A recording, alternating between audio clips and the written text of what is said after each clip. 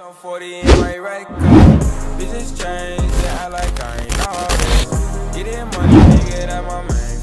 Walgreens itu salah satu perusahaan besar di Amerika dan bahkan menurut gue sangat besar untuk ukuran farmasi.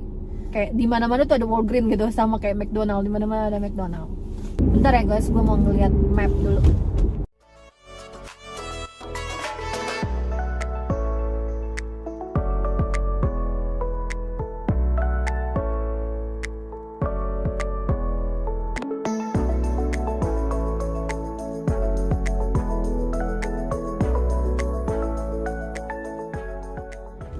Guys, tadi gue udah selesai nonton.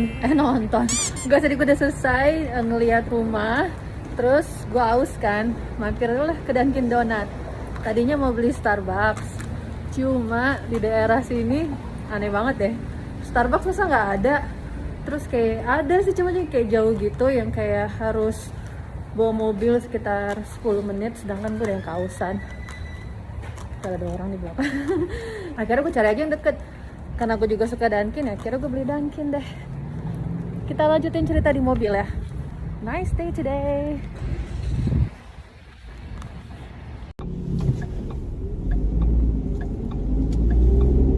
Oke guys, gue di mobil. Turn left onto Potter Road. Ini gue makan Dunkin yang isinya keju gitu. Enak deh.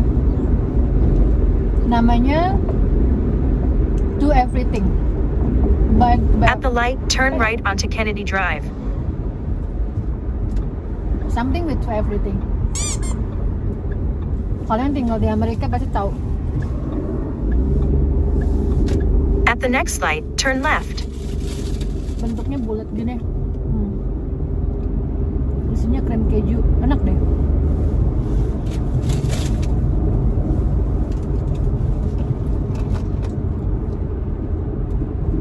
Gue minumnya caramel latte. Dulu ya, gue tuh nggak suka sama karamel. Terus kompor-komporin sama mertua gue minum ini karamel enak. Jadi sampai sekarang gue minum karamel. Rambut gue lagi oke guys hari ini, makanya gue buat video. Saya habis keramas tadi. Kalau rambut gak jelas males. Oke, gue mau lanjutin cerita. Tadi saya cerita sampai di Walgreens kan. Di Walgreens itu gue kerja 6 bulan. I really love it. It's really fun. Temen-temennya juga enak-enak. Rata-rata temen kerja gue itu adalah orang Amerika, orang lokal. Ada juga orang pendatang, jadi kayak sesama gue gitu yang PR. Ada juga yang pakai asylum, pakai macam-macam deh. Di situ campuran, nggak kayak waktu gue di barista itu tuh kebanyakan orang lokal, orang Amerika. Jadi mereka kayak ngelihat imigran tuh kayak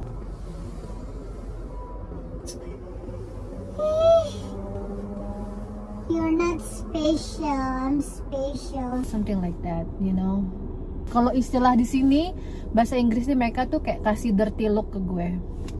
Ini gue nggak melebih-lebihkan ya guys, gue nggak sensitif, nggak yang karena emang gue merasakan bener dan bikin gue nggak betah gitu loh sebulan. Kalau gue benar-benar betah karena orangnya, pasti gue akan bisa kerja lebih dari sebulan. Kalau gue sampai sebulan tuh nggak betah, itu something wrong with them, not with me. Oke. Pas di Walgreens itu gue bahagia banget, gue seneng banget, enak banget kerja di sana. Fasilitasnya juga bagus, terus dikasih asuransi, terus dikasih apa tuh namanya tunjangan deh, pokoknya bagus deh di Walgreens. Cuma yang gue nggak sukanya adalah jam kerjanya. Karena gue anak baru, jadi dikasih jam kerjanya tuh gue nggak bisa milih. Sedangkan waktu itu mereka bilang, oke, kalau kamu pengen kerja yang ada available-nya tuh jam segini, kamu bersedia apa enggak? Ya, saran gue nih ya guys ya, kalau kalian melamar kerjaan terus kalian ditanya seperti itu, kalian harus bilang iya, saya bersedia. Cuma emang harus dilihat lagi ya jamnya, apakah itu jamnya subuh atau gimana. Karena kan kalau di Walgreens tuh dia ada yang buka 24 jam. Itu gue pulang jam setengah 12 malam guys. Ya, gue pulang jam setengah 12 malam, gue lupa gue mulai jam berapa. Gue pulangnya itu jam setengah 12 malam, sedangkan itu lokasinya ada di downtown Chicago. Dari downtown ke rumah gue itu memakan waktu 1 jam naik kereta. Kalau gue bawa mobil, parkirannya mahal di downtown. Aduh, kecekek gue yang ada. Satu harinya itu bisa $20.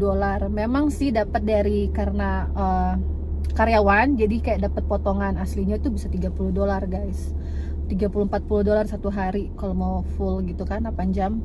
Tapi karena karyawan jadi $15 per jam, tetep itu gede banget buat gue rakyat biasa gitu ya kan, yang cuma kerja jadi kasir di Walgreens tuh kayak nggak worth it gitu loh kalau lo mau kerja terus bawa mobil ke sana, kecuali emang gaji lo udah bagus. Ada beberapa yang karyawan Walgreens itu mereka bawa mobil ke sana, tapi mereka kan udah kerja lama kan di Walgreens, jadi gajinya udah bagus di situ.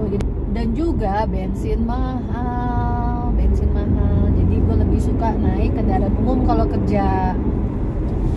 Sembari minum ya. Ya guys, jadi pas waktu di Walgreens itu gue bahagia, gue senang lah kalau dibandingin jadi barista itu orang-orangnya baik-baik, cuma jam kerjanya aja kan bermasalah. Dan saat itu license gue udah dapet buat jadi nail technician. Jadi gue memutuskan untuk resign dan fokus untuk jadi nail technician, alias yang bikin-bikin kuku. Pas gue kerja di Walgreens, gue tuh sembari kerja juga di nail salon. Bos gue tuh udah kompor-komporin, ngapain sih kamu kerja di Walgreens gitu kan, kalau kerja di salon uangnya lebih gede. Dan which is emang bener banget. Gajinya memang kelihatannya sama, cuma karena gue dapet tip jadi lebih gede lagi guys. In 2.3 miles, turn left onto West Tui Avenue. Lah dari gaji gue di Walgreens. Ya pasti dong gue kalau udah tergiur dengan namanya uang ya bye bye Walgreens. Padahal sebenarnya Walgreens tuh not too bad kalau menurut gue. Tunjangannya bagus, segala macam. Banyak orang yang teman-teman kerja gue tuh yang udah kerja sampai 30 tahun guys di Walgreens. Gue sampai lu 20 tahun di Walgreens jadi kasir, lo nggak bosan nih maksudnya? Gue nanya gitu kan, terus dia bilang enggak, tunjangan di sini bagus dan gajinya juga bagus. Ya memang iya sih, dan kerjanya gampang gitu loh, cuma jadi kasir doang, tapi tiap tahun lo dapet kenaikan gaji gitu kan. Dia sebenarnya bisa jadi kayak manajer atau segala macam, tapi dia nggak mau. Dia bilang gue suka kerja yang gampang-gampang aja, yang nggak bikin sakit kepala.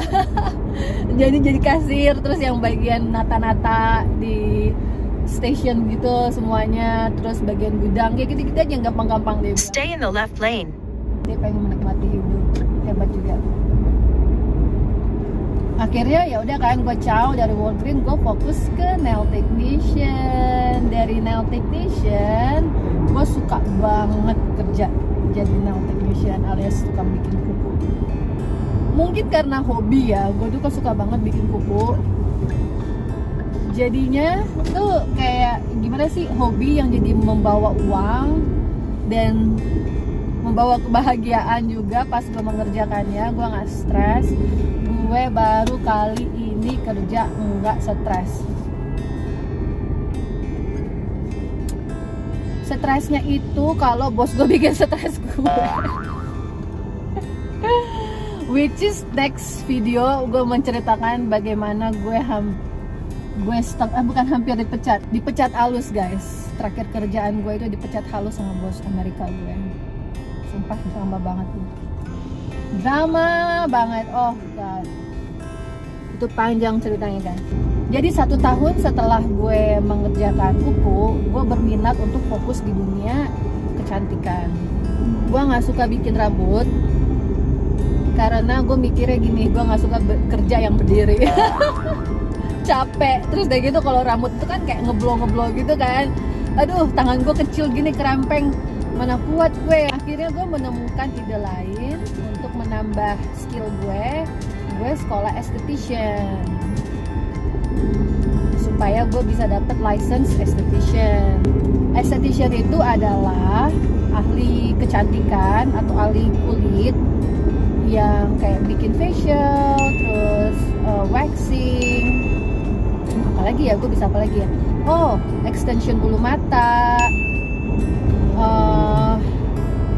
what else, kayaknya itu aja deh.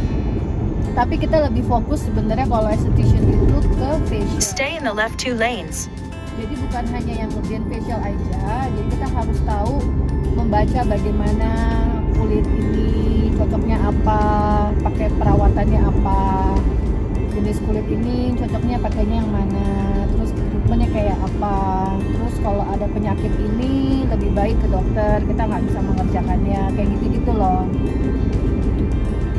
It's really fun, I love it. Dan gue sudah selesai sekolah gue udah dapat license gue bisa langsung bikin bisnis atau gue bisa kerja sama orang. Tapi sekarang gue lagi fokus sama kesehatan gue. Jadi beberapa bulan lalu tuh guys, gue sering sakit-sakitan sampai makanya gue izin kerja dan bos gue nggak suka, dan itu gue akan lanjutkan di cerita yang lain. Akhirnya gue memutuskan oke, Tirza, you need to take a break. Dari cerita yang gue ceritain, kalian bisa tahu kalau dari pertama gue tiba di sini tuh gue langsung bikin ini, bikin itu. Bahkan gue sampai nggak ada waktu buat pulang ke Indonesia. Sampai ada yang komen, "Tir, lu sombong banget sih nggak mau pulang ke Indonesia." Kadang gimana ya, orang Indonesia bikin komen suka aneh deh. Apa hubungannya gue nggak pulang ke Indonesia jadi sombong? Harusnya kalian nanya tuh seperti ini, kok lu nggak pulang-pulang Tir ke Indonesia, are you okay? Gitu loh. Itu kan lebih yang kayak something wrong, kayak lebih care gitu loh, yang kayak bukan langsung ngejudge lu gitu loh, nggak pulang lu sombong. Itu kayaknya gimana gitu. You know what I mean? Inti video gue hari ini, kalau kalian pengen kerja di Amerika itu pasti akan dapat kerjaan, asal kalian nggak milih-milih mau kerja apa. Itu yang pertama. Yang kedua, kalian nggak usah takut kalau kalian nggak akan dapat kerjaan, pasti akan ada. Walaupun di kota kecil apapun, kalau kalian emang niat dari niat kalian gitu loh, udah oke, gue mau kerja, gue pasti akan dapat kerjaan. Kalian pasti akan dapat kerjaan. Tapi kalau kalian udah mikirnya udah takut duluan karena bahasa, karena orang Amerika kan begini begitu, itu otomatis kayak rezeki kalian tuh ketutup. Pertama. Kedua, itu kayak udah di alam bawah sadar kalian, emang kalian nggak mau kerja, ya udah kalian nggak akan ada pintu kebuka buat kalian. Gitu. Dari mindset dulu, kalian udah harus bilang gue pasti bisa, dan itu akan terjadi guys. Berpikir positif dan itu yang akan terjadi. Kalau berpikirnya negatif, ya yang terjadinya negatif. Waktu kalian berpikir positif, itu yang namanya bukan hanya rezeki aja ya, kayak bala bantuan tuh juga akan datang ke kehidupan kalian.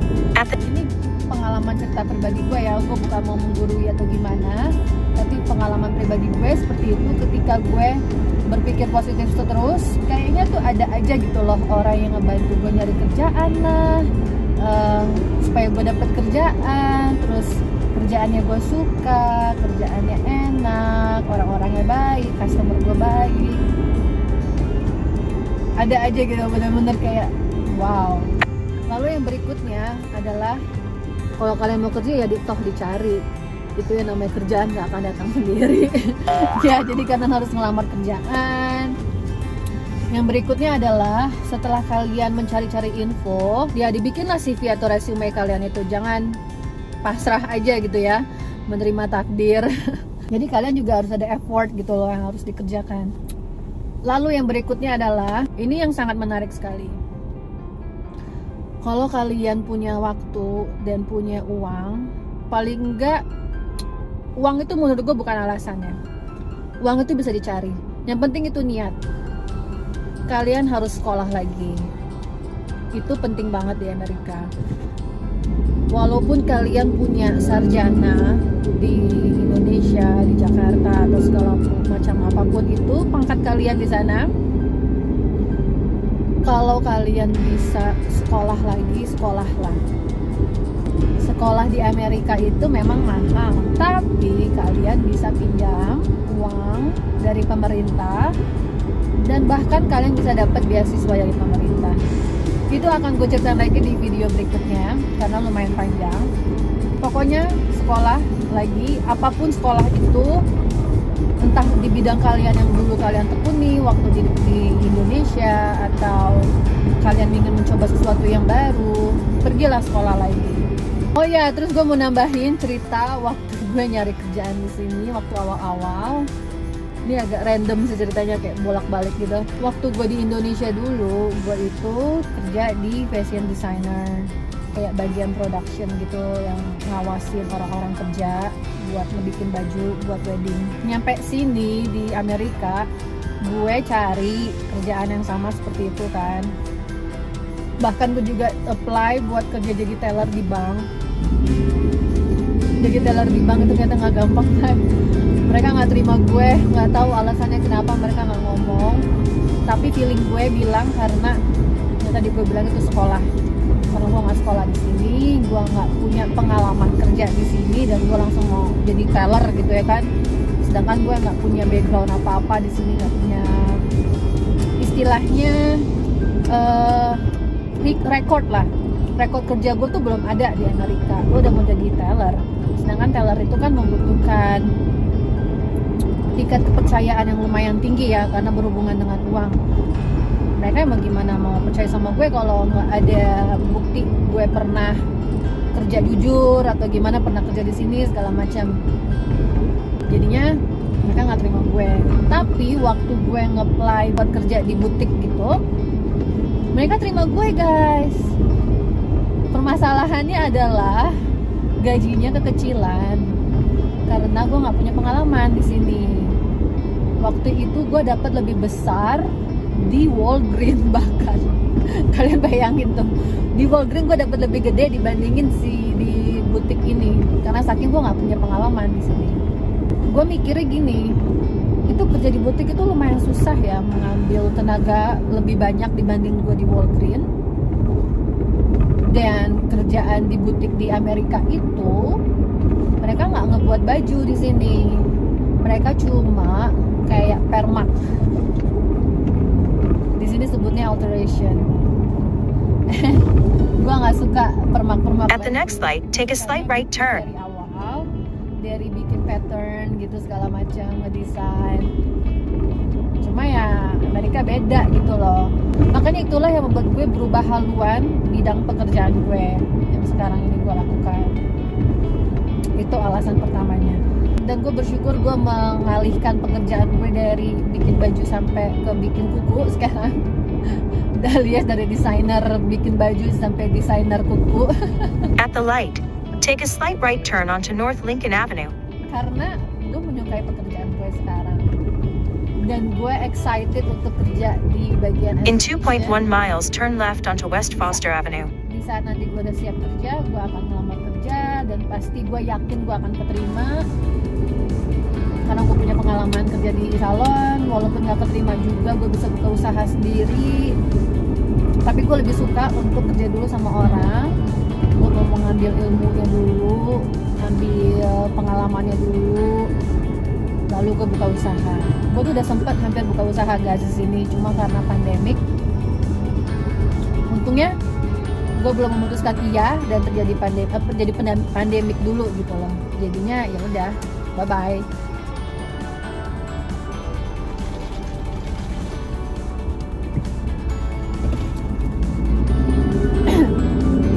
Oh ya guys, gue mau cerita, kerja di salon itu fun banget. Customer gue bahkan ada yang jadi teman, kayak teman curhat. Terus mereka juga curhat sama gue, dan gue curhat juga sama mereka, dan mereka tuh baik-baik banget. Gue nggak pernah tuh yang namanya dikasih dirty look gitu, yang kayak waktu gue kerja di tempat lain. Oh, gue kangen banget sama customer gue, dan sekarang pun gue nggak kerja, mereka yang kayak masih menanyakan apakah gue baik-baik saja, dan semoga gue cepet sehat dan bisa kembali kerja lagi. Pokoknya mereka baik lah gitu. I will miss them. Dan kalian juga nggak usah takut. Buat kalian di sana yang lagi mencari kerjaan di Amerika, nggak usah takut, dicoba aja. Kalau kalian nggak suka ya resign, cari kerjaan yang lain. Gampang aja guys.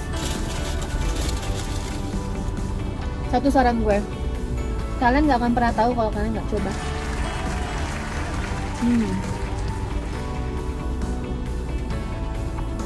So segitu aja video gue hari ini. Ini lagi lampu merah, makanya tangan gue lepas. Makasih guys yang udah nonton dari awal sampai akhir. And jangan lupa like and comment di bawah. And subscribe juga. Kalau kalian pengen komen sesuatu di bawah, kalian komen aja, nanti akan gue komen balik.